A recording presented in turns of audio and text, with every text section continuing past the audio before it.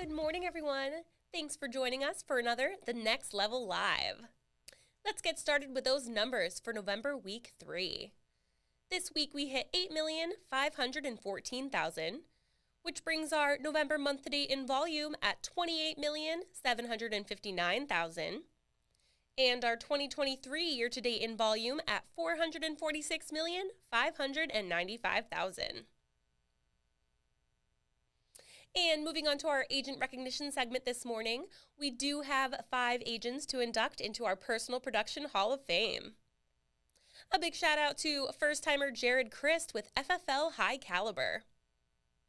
Big congrats to third-timer Calvin Wright with FFL Forefront. Big congrats to first-timer David Ritter with FFL Champions. Congratulations to first-timer Melissa Bohe with FFL Strong Tower. And congrats to first-timer Ethan Lenner with FFL Green Mountain. Congrats to you all. Coming up next, we've got Pressure Point with Sean Mike and Inside the Sale with Thomas Ronda. Enjoy. So today's your day, right? You're trying to get more effective in sales. Today's your day. First of all, you have to let freaking go of what's already happened. What cripples most salespeople, most businessmen, businesswomen, entrepreneurs is they can't let go of what they can't control. Whatever happened last week, last month, or hell, last year, you have no control over that. You have to let it go. You start today. Today's Friday. It don't matter what happened Thursday. What are you going to do today? And by the way, if you say, I'm frustrated at times, I'm scared at times, I'm angry at times about the process, the people frustrate me, guess what? A lot of people feel the exact same way. There's I'm a big, I like to read a lot, then I like to see what the movie looks like, to see if it parallels the book. And it's a great movie, Black Hawk Down, which I'm a huge fan of. And this guy's, he's scared to go back out. He already went out there, they fought, people getting shot, killed, and the guy that's in charge, that outranked him, I don't know what ranks they all were, he said, dude, everybody feels the way you do. All that matters is what you do right now moving forward. We're all scared. We all understand how real this is. We saw what you saw. We feel the way you feel. But all that matters is what you do moving forward. So I think the same, we're not fighting for our lives, literally, thankfully, right? But we're fighting for our financial survival when we're entrepreneurs and independent contractors and in sales full time. But the reality is, understand that you're not alone. But they didn't have time in that movie, which is based on a true story, to commiserate about how scary and bad it was. It wasn't going to make it any less scary and less bad. You right now have the ability to change everything about your business today. Good, bad, whatever you want to change. How do you change it? You have to master your attitude and master your activity. I know that we want it to be a much more complicated answer because when we don't do it, we go, see, it's complicated, that's why. No, it's just your attitude and your activity. Every time my business wasn't going good, my sales weren't going good, my day wasn't going good, those are the only 2 things I can control. My attitude, how I saw the day, how I internalized the day, and how I spoke about the day. And my activity. Was I outworking everybody around me? If I master those 2 things, nobody can keep up with me. So thanks for joining us for Pressure Point. Here's your amazing Next Level Live training.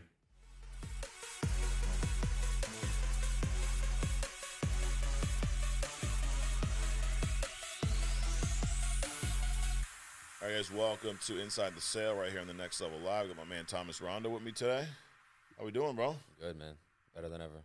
Thanks for joining us, man. Thanks for coming in. Thanks. We're going to talk about some sales stuff. Thomas, last month you helped over 40 families, which you've been doing pretty consistently since you moved to full-time, right? Yep. Thomas started out part-time, military guy, and that's kind of transitioned out of that, and he's doing this deal full-time. So to hear more about that, check out the True Talk that we did with Thomas. But we're going to get into some sales training today. And what I want to talk about, Thomas, is the whole value, right? We meet with clients, all walks of life. And you kind of said this before we got going. There's usually a few common objections or things you have to fight through in your appointment. It's not that deep. This isn't rocket science, right? It usually boils down to a couple things, right? You know, what I just want to quote. I just need to think about it. And we all know, especially if you've been here a little bit, that when clients are saying that, 9 times out of 10, that's not true. There's more to it, right? And what we're going to talk about is how do you get to that, right? How do you find their why? Because every client has a why, or you wouldn't have filled out a form and reached out to us, right? We're going to talk about that, then also building value. So why don't we start with the first one, Thomas? Finding that why. What are some things you do in your sales presentation? And you're all virtual now, telesales? Yep, all virtual. Yep, you're doing Zoom or telesales? Just telesales. Telesales. And how long you been doing that? It's been for like the whole year. Okay. You started off in-home? Yeah, start off in home. Yep. Sold high level there, transitioned over. So now all telesales. So talk to us about finding that value through your telesales appointment. How does that happen? Or I'm sorry, finding that why. Yeah, absolutely. So initially, it's you want to really just find like what are they hoping to accomplish from the call? What are they looking to get out of that initially? Yeah. That's going to kind of give me like a baseline or like a kind of an overview to what to go by. Then from there, it's really about what are their main concerns. Yeah. Finding that some people are just like, hey, want to make sure if something happens to me, my wife's protected. Yeah. I want to dig a little deeper than that. Right. So I'm like, okay, can you kind of help me understand that a little bit more? And I'm always what I've realized, what you want to make sure is you want to make the client verbalize to you what they need or what the situation would look like. I've done too much in the past where I was assuming things too much and I was speaking. I was like, okay, well, I assume if something happens, this is what the situation would look like. Right. And if it doesn't come directly from their mouth, I can't really go back when I get an objection and say, hey, you said this. Right. Because I'm really the one that said it. Yeah. So that's why I'm not nervous or scared to push deeper and ask those additional questions. Because the same analogy where as an advisor or an underwriter, you're in a doctor's position. Mm-hmm. Like if the doctor is telling you all of your problems, you're not telling the doctor your problems, the doctor can't really give you a self-diagnosis, can't diagnose you properly or prescribe the right things to you. It's the same situation. Yeah. So I also want to make sure that they're verbalizing themselves exactly what it is that their initial concerns are. Mm-hmm. So also realizing like what's the financial deficit that's going to take place in the event something happens. What is the situation going to look like if, John, you're bringing in together $10,000 a month, you're the initial breadwinner. Mary, you wake up, now you're $7,000 short in income. With that kind of financial loss, how are you going to take care of things and the duties that your husband used to take care of while he was here? Yeah. What is that going to look and like? that's so big, like painting that picture for them, right? Because just because they filled out a form, now they're thinking this stuff, but I mean, how many times you sat down with a couple and you know that this is the first time they've had this real conversation with you there? Yeah. A lot. Yeah. A lot of the time, right? Yep. I mean, our clients, the fact that they're filling out forms, reaching out online, whatever they're doing, they're initiating contact with us, it usually means that they've not done much with this yet. No. And a lot of times, the first time they're having that real conversation about death is with one of us at their kitchen table or on the phone or virtual, whatever you're doing, right? Yeah. And painting that picture is so big. But another thing that you said was getting them to verbalize it, which, I mean, anything, you read any personal development, what do they talk about? The voice you listen to the most is your own. Exactly. And I think that reigns true in everything, right? Yep. So if it's one thing, if I'm telling you, hey, dude, you could pass away and X, Y, Z could happen, sure. But you're right. If you say it, now it's different. Exactly. And it's so key to get, because you're right. We could, I've been there where I'll say that, I'm assuming that the reason you did this, Thomas, is you want to take care of your wife. Like, it's so cliche, and honestly, it's bullshit. It is. Like, for lack of better, it's what it's. And then we get to the point, now we're pulling out the application, and you're not into it. No. You can feel it. Oh, yeah. You can feel it. Like, you can feel when it's like, it doesn't just feel right. It's not, Right. it's not flowing right. No. It's like kind of like forced. Yep. And I think a lot of time we head fake ourselves. Yeah. Yeah. And that's when like you're going to get that chargeback. Absolutely. When they're not, like you can tell, like when I'm going through an application, I can tell when somebody's fully vested into this. Right. And then there's something underlying that you want to find. Yeah. So that's why the biggest thing for me is really on that value building portion. Or I love people that have insurance already. Yeah. I love that. Okay. I used to like kind of like shy away from it, but now I absolutely love it because I can dig even deeper. Yeah. I know these people buy insurance.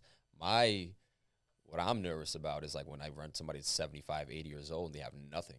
Like then I ask that question. I ask, what's motivated you now Yeah. to consider looking into life insurance? Have you had any recent life events? Anybody that recently passed away? No, I just haven't really thought about it. Okay, well, or they would just let you know, like, hey, I've been procrastinating, and I'll let them know, hey, like, well, you're 80 years old, man. You're kind of at the brink. You're Right. at. We don't have time. Right. We don't have much. We don't have another decade to Your life waste. expectancy is 78, bro. You 78. already You're 2 years past your 2 date. years past your date. So, like, are you ready to stop procrastinating Yeah. and get this really taken care of? So it's like, just being. Sometimes you got to be blunt with people. Yeah. Like you just got to let them know like how it is. Like I feel like too many people they're kind of like tiptoeing around the bush. Mm-hmm. Like if I'm asking certain questions, you're really tiptoeing around this. Like I'm gonna ask you, hey man, like are you really serious about this? Yeah. I don't want to waste your time nor mine, but like we're kind of like going back and forth here. We're not really getting to the real point, Right. you know. And you can kind of tell when somebody's really serious, they're gonna verbalize it. Mm-hmm. We got to ask the questions, and you want to ask open-ended questions. That's the biggest thing. Yeah. You want to have them you don't want to ask just yes or no answer. Have them give you a yes or no answer. Right. So, like the financial aspect is really big. I've also immersed myself in learning a little bit about Social Security, Okay. which is a really big thing, Yeah. because what people don't understand is, as an elderly couple, when you're collecting Social Security, if it may differentiate, you know, depending on the situation, but typically there's like what's called like a widow's benefit. So Mhm. if the higher, typically you don't receive both Social Securities. Right. It's typically the higher of the two Social Securities is what you would receive. Mm-hmm. So I'm able to actually immerse into that and explain, hey, well, if this situation happens, this is maybe an estimate of how much income you're going to lose. So I'm able to give them like a real, like more of like a projected picture of Yeah. what that's going to look like. And they're like, oh man, I didn't know that. Yeah, most people That's don't. bad. That's bad. Yeah. So just by digging in deeper and educating myself further, it's really allowed me to solidify helping more people out Yeah. by doing that. Got it. So I mean, that finding the why, that's key, right? Now, you won't move on to your like next step of your appointment until you've established that. Yeah, and you just run into some situations where people you have a few different types of people that buy. Yeah. You have people that buy off emotion, people that buy off logic. There's some people like they're like, listen, man, I just want the number, Right. and they don't care. And I'm like, all right, if you want the number, I'll give you the number. That's the number. Like some people, they don't want to go through the process. I've gotten to the point where it's either that or they're just gonna hang up. They just want the number. Just give them the number. Yeah. At a certain point, it's just like, but if you don't ask those certain questions, and I let people know, like I'm not afraid to do it. Like I said, like I let them know like that that doctor patient analogy. Yeah. And it really helps when people are like, hey, I don't want to give you all that information. I'm like, hey, okay, well, I'm kind of handicapped in this sense then. Right. I can't really, give you the right recommendation. There's so many insurance products out there, so many companies. Not every product is right for everybody's situation, right? So Talk to me about your tonality. Is it Yeah. like how we're talking right now? Is that how Pretty you are much. the whole time, Yeah. regardless of what they're saying? well, yeah, I mean, I try to match people sometimes, Yeah. but it's pretty just chill. Yeah, because I think it's not what you're saying. A lot of times, it's how you're saying. Because there's someone watching right now going, "I do the same thing, Yeah. and I don't help families like Thomas. I didn't help 40 last month because they get upset." Like I've said things like that in a different tone, and it doesn't work. Yeah. But you have to you can't get too emotional about that piece. There's definitely times in your appointment where you want to get emotional. You're going to be up here, down, but when I'm challenging you, I don't want to be like, do you know what's going to happen when you die, Thomas? What's going to happen to your wife? Like, Exactly. It's just like it raises like their yeah, like you don't want to like.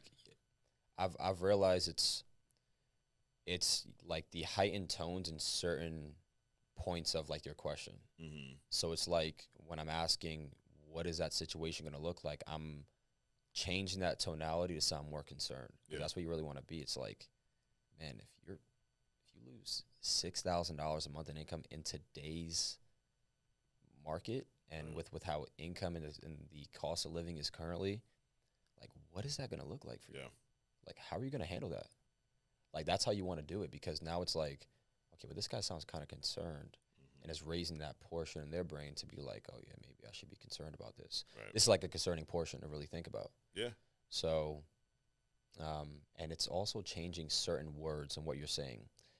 If you say think comparative to feel, you're targeting a different part of the brain. I've learned that. I've listened to some podcasts where they talked about that.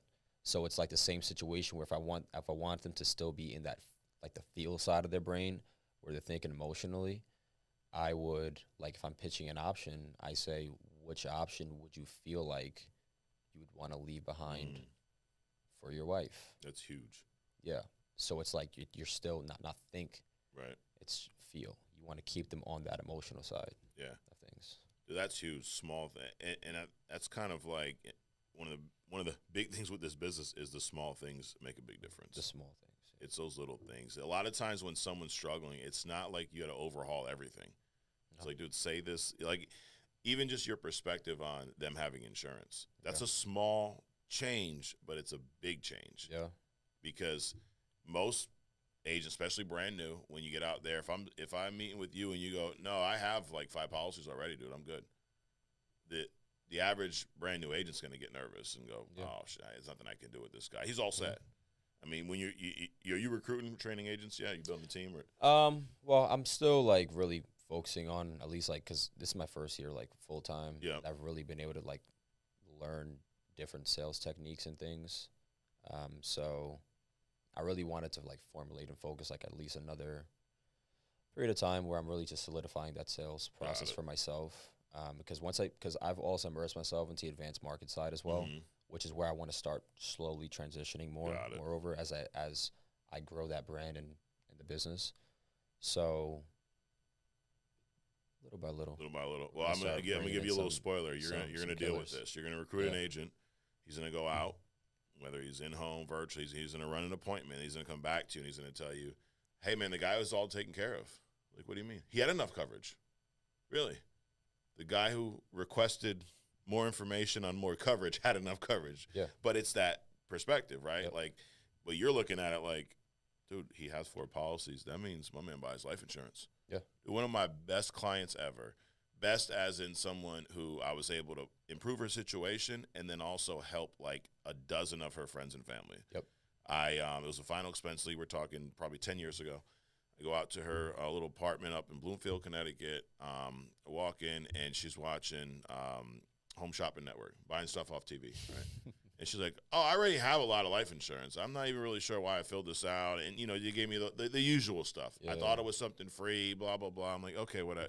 And I'm going through the motions like you. I'm okay. That's great. Anyways, hey, nice house, blah blah. So why don't you grab those policies, take a look at them?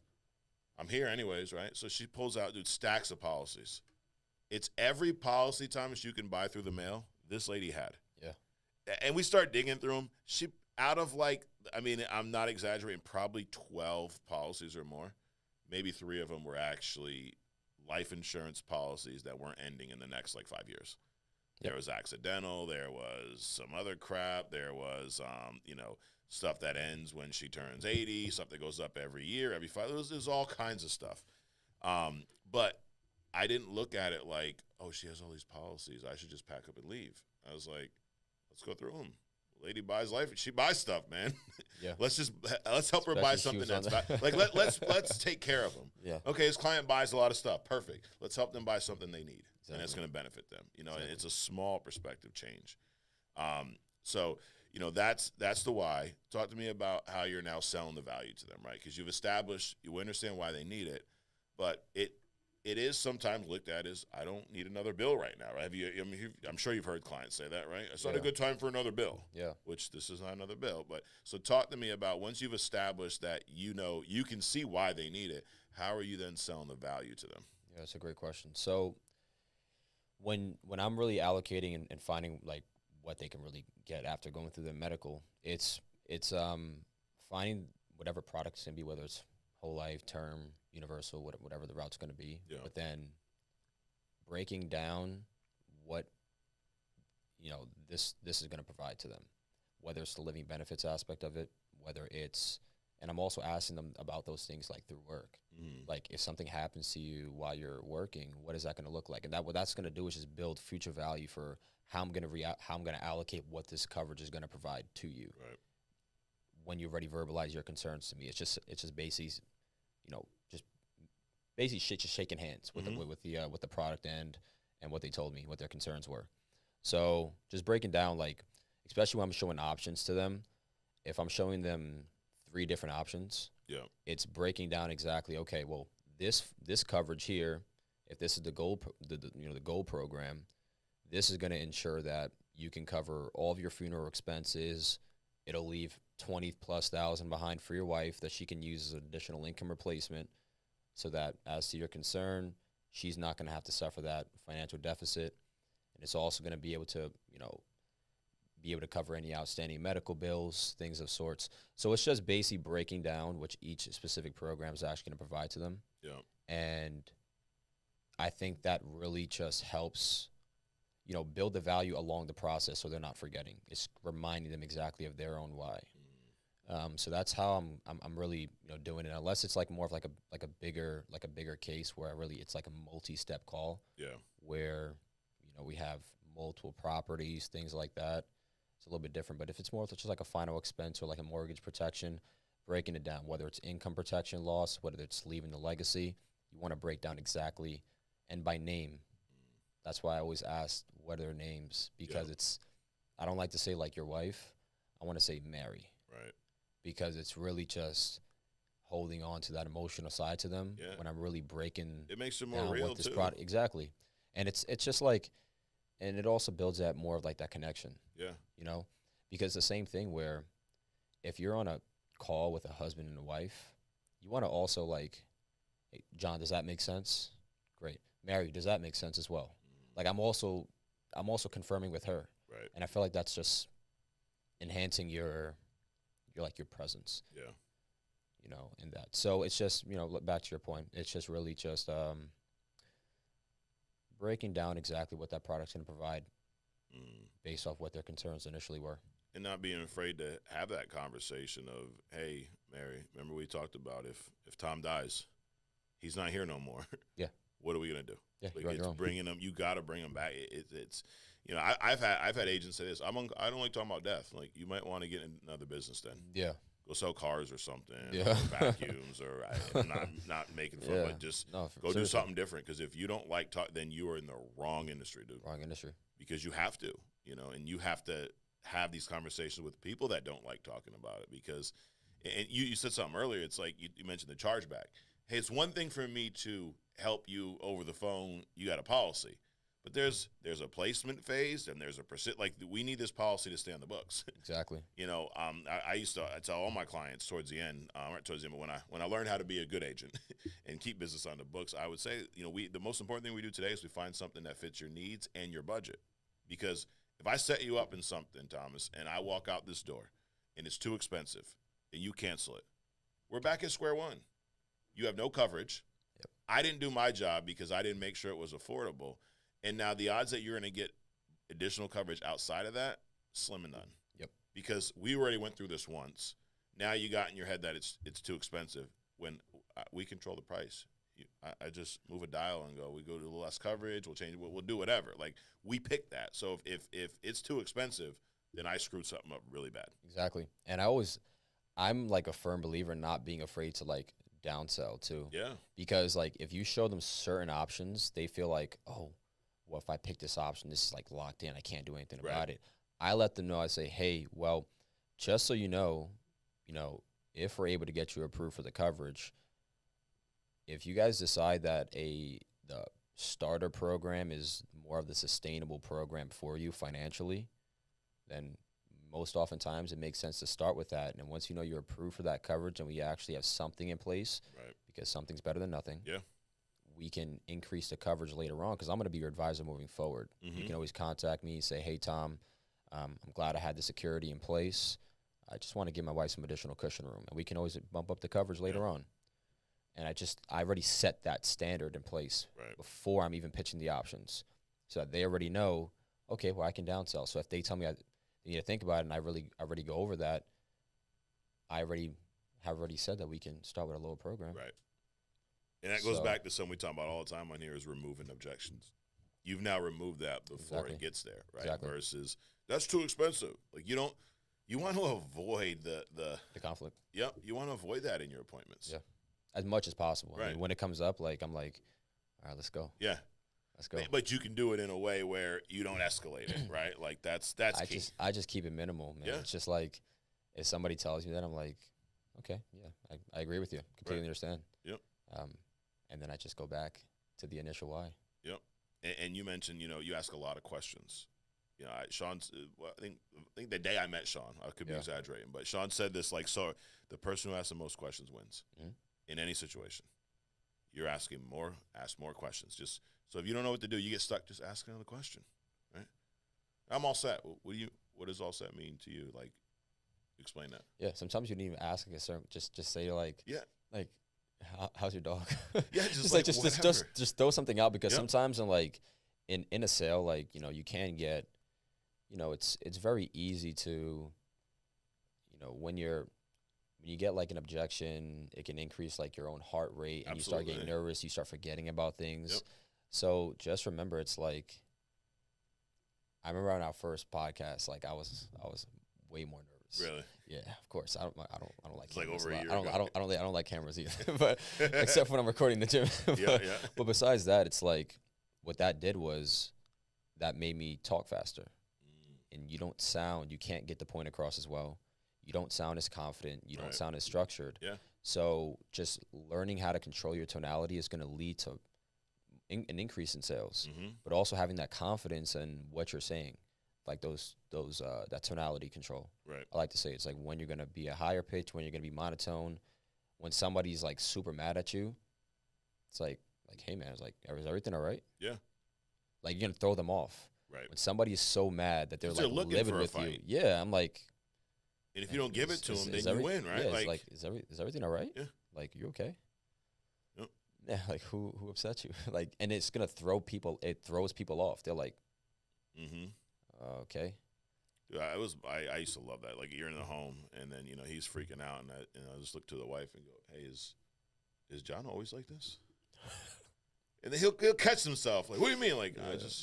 you're really like screaming at me, and I'm just trying to Yeah. help you out. So Yeah, I'm just trying to help you out, man. Let's Like, get back to so you sent this in, like but it's have fun with it and Yeah. stay here. Don't Just- take it personal. no, you can't. No, the highs and the lows. Yeah. It's like I was always saying, like, you just gotta don't let the highs get too high, and don't let the Mhm. lows get too low. It's just like whatever. Yeah. It's like I can only control what I can control now. Right. Can't control tomorrow, can't control yesterday.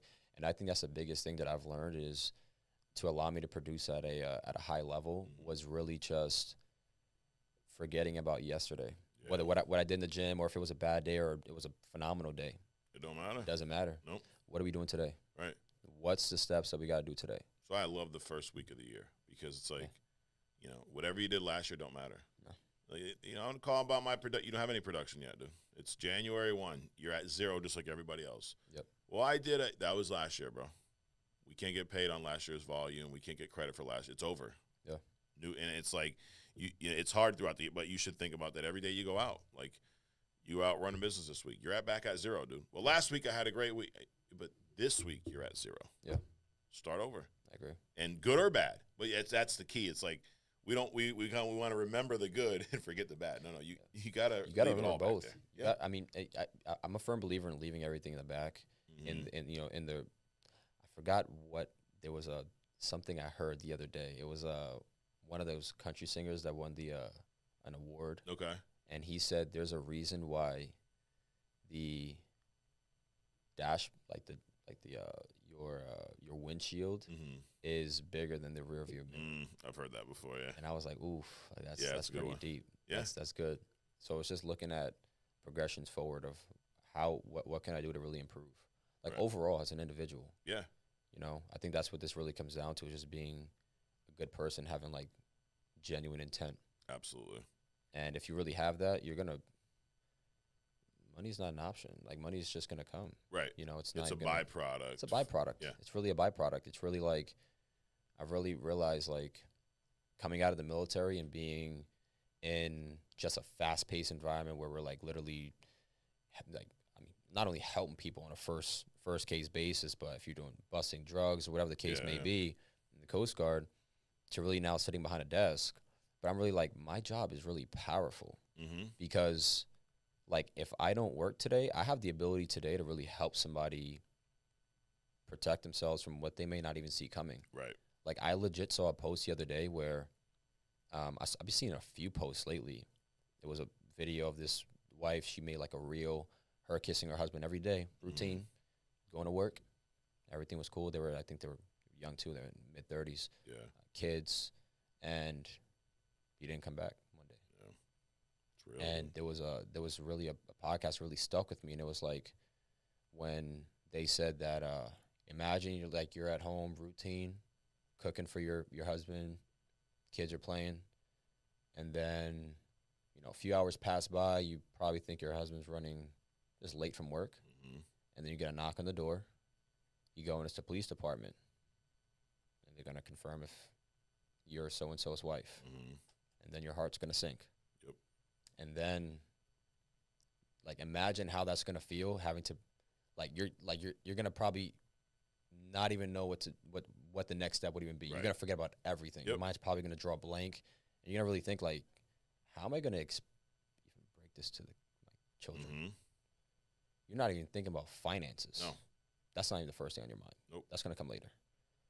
But if you don't have things in place, I always tell people, it's like, when would you rather know that your family is in the position they need to be, now or when it's too late to do anything about it? Right. And to your point about what we do, I mean, it is powerful because we have the ability to set something up so that we can't change the fact that the husband doesn't come home, but we can alleviate this financial stress, which you're right, it doesn't hit at first, but it's going to hit. It's gonna hit. Because the funeral home wants their money, the mortgage company still wants their money, the cars, the kid. I mean, a lot of our clients are middle America, raising families, few kids, sports. I mean, the whole deal, right? Yeah. Hey, Sally still wants to play soccer, right? Timmy's still playing basketball. Yeah. Still got stuff to do. The mortgage, Capital One still wants their money. I always say, it's like, even though your spouse's income is gone, like, those bills are not going to stop. Right. Like, they're still rolling in. Yep. So, what's going to happen if it's already tough making a mortgage payment now, imagine if you lose this income and now you're 2 months behind. Right. Now you're 3 months behind, 4 months behind, and now you're going to get, that notice from the bank. Yep. Yeah, Your house can be in a pre-foreclosure. They don't care. They They want want their money. My husband passed. Like, okay, so when's the mortgage payment coming in? They don't care. They're the big bank, dude. They don't care at all. They're gonna. But to your point, it's why what we do is so powerful, because we can at least stop that. Exactly. We can't stop whatever's going to happen. Yeah. We're all going to pass at some point, right? None of us get out of here alive. Yeah, and it's funny because it's like, to your point, that's one thing I tell clients, like, at the end, like, I just build a rapport for a few minutes, and I let them know, if I'm not already like speaking with like a veteran or something, but I let them know that like I was in the service, or what I kind of did in the Coast Guard, to really why I'm so passionate about what I do. And I let them know like a little story about it was a case that we had to run. It was like around like Christmas time, and it was he was a medical student. He was like early 20s. Yeah. Jumped off a bridge, committed suicide, and we had to recover that. We responded to the case, recover the body, and there was an instance where I believe his mom came to the station, his family, trying to just ask questions as what was going on or what happened. We really couldn't give them any information, but I saw the look on the mom's face, and she was just like, looked like she saw a ghost. Yeah. And at that point, you just feel helpless. Like, you just provided somebody information, but you can't do anything to really help them. And in this position, like, I tell people, like, hey, I can't stop anything from happening to you. I wish I could, but I can't stop. If tomorrow, if God says it's your time, or whatever you believe in, says your time, it's your time. But what I can do is I can minimize the financial impact that it's going to have on your family when it does happen. Right. Which is huge. Which is, yeah. Well, this is good stuff, man. I appreciate you doing this. Guys, actually, let everyone know where they could follow you if they want to get more information. Or what are you on? Yeah, so on Instagram, Yep. Thomas_RXX fitness page. All right, cool. There you go. Well, no, I appreciate this stuff, dude. It's great. And it just, again, it goes to show you how important what we do is to not just us but our clients. And I mean, it's what I've always loved about. I never did sales prior to this, and I don't think I would sell anything outside of this. Like, this was, I enjoyed making a difference in people's lives, and that's why it's like, are you in sales? No, we help families.